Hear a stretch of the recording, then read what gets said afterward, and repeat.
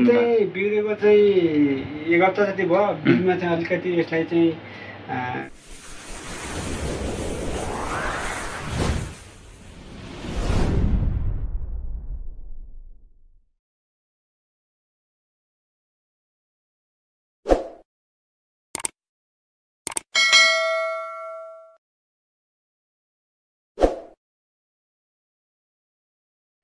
हिमाली जिल्ला हुम्लाको स्वास्थ्य सेवा कार्यालयमा औषधिको चरम अभाव देखिएको छ। जिल्लाको एकमात्र स्वास्थ्य सेवा कार्यालयमा औषधिको अभाव हुँदा सेवाग्राहीहरू आक्रोशित बनेका छन्। जिल्ला स्वास्थ्य सेवा कार्यालयमा करिब 100 भन्दा बढी प्रकारको नेपाल सरकारले निशुल्क औषधिको व्यवस्था गरे पनि जिल्ला स्वास्थ्य सेवा कार्यालयमा त्यो परको कुरो देखिँदै आएको छ। नेपाल सरकारले निशुल्क दिएको सबै औषधि नभए पनि सामान्य औषधि पनि स्वास्थ्य सेवा कार्यालयमा नहुँदा बिरामीले मेडिकलमा किन्नुपर्ने बताएका छन्। झाडा पखाला लागेर जिल्ला स्वास्थ्य सेवा कार्यालयमा जीवनजल खोज्न जाँदा पनि मेडिकलमा किन्नु परेको बिरामीले दुःख पोखेका छन्। यो सँगै अरू थुप्रै औषधि पनि नपाएको गुनासो गरेका छन्। त्यस्तै ल्याबमा अनिवार्य हुनुपर्ने सीबीसी पनि धेरै दिनदेखि बिग्रिएको छ।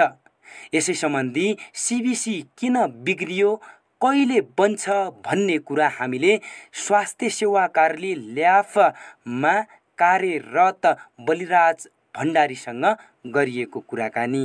बिग्रेको चाहिँ 1 हप्ता जति भयो। बिचमा चाहिँ अलिकति यसलाई चाहिँ अलिकति बनाएर अलिकति भित्र त्यो भोल्टेज पनि पुगेन भनेर चाहिँ पुरै मेसिनहरू अफ गरेर चलायौँ। अनि अहिले चाहिँ भोल्टेजले भन्दा पनि भित्रै जाम भएको खै। यो कुल्टर काउन्टर भनिन्छ। यो चाहिँ सीबीसीमा सबै हाम्रो काउन्टर आउँछ। यसमा चाहिँ मेन अब ब्लिडिङ केस हुन्छ नि, अहिले डेलिभरी व्यथा लागेर आयो, कुनै ब्लिडिङ भयो, कोही चोटपटक लडेर आयो, एकदम कतै धेरै चोट लागेको छ, हेभी ब्लिडिङ भयो भने हेमोग्लोबिन मेन शरीरको रगतको मात्रा कति छ भनेर थाहा त पाउनु पर्यो। त्यो थाहा पाउनलाई यो अब त्यति मान्छे खोजेर रगत ल्याएर त तानेर त पोकामा भएन। मेन चाहिँ यसले हाल्नुपर्ने कति हो, नचाहिने हो कि चाहिने हो कि भनेर मेन इम्पोर्टेन्ट एकदम ठुलो हो यसको काम चाहिँ। यो चाहिँ अहिले बिग्रेको छ होइन, नभए पनि हामी भोलि अलिकति सहज धेरै भएको थियो हाम्रो ल्याब स्टाफको लागि र पुरै पेसेन्ट पार्टीलाई पनि एकदम सजिलो छिटो रिपोर्ट आउँछ। नत्र भोलि त्यो म्यानुअल गर्नुपर्छ। म्यानुअल गऱ्यो भने एकजनाकै त्यो रिपोर्ट आउनलाई पुरै 1 घन्टा 2 घन्टा लाग्छ। यसले चाहिँ 5 मिनटमै निकालिहाल्छ क्या।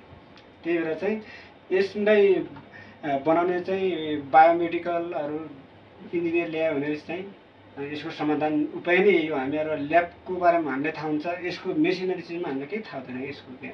सीबीसीको मात्र कुरा होइन, हामीले यो सीबीसी भित्र टेक्निसियनले मात्रै बनाउने गर्दछ र हामी ल्याबमा काम गर्ने कर्मचारी हुँ, बलिराज भण्डारीले भने। यो सबै अभाव र स्वास्थ्यमा लापरवाही हुनुमा सम्बन्धित निकायको लापरवाही भएको प्रष्ट देखिएको छ। सामान्य झाडा पखालाको औषधि नपाउने भएपछि जिल्ला स्वास्थ्य सेवा कार्यालयको अर्थ नै नभएको देखिँदै आएको छ। यस्तै उक्त कार्यालयको प्रशासनको नियममा पनि लापरवाही देखिएको छ। यता जिल्ला स्वास्थ्य सेवा कार्यालयका प्रमुख डाक्टर प्रतीक्षा भारतीलाई यस विषयमा बुझ्दा यो बजेट अभावमा बिरामीले धोका पाएको बताएकी छन्। प्रमुख प्रतीक्षा भारतीका अनुसार औषधि अभावमा पहिला जति बजेट आउँथ्यो अहिले धेरै कम आउनुमा यो अवस्था आएको स्वीकार गरेकी छन्। पहिले भन्दा अहिले जिल्ला स्वास्थ्य सेवा कार्यालयमा औषधिको चरम अभाव देखिएको उनको भनाइरहेको छ।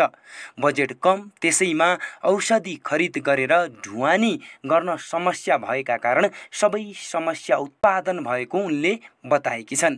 स्वास्थ्य क्षेत्रमा यस्तो लापरवाही सामान्य बिरामी हुँदा पनि औषधि नपाउने गरिएको हुँदा पनि कसैको ध्यान नगएको देखिँदै आएको छ।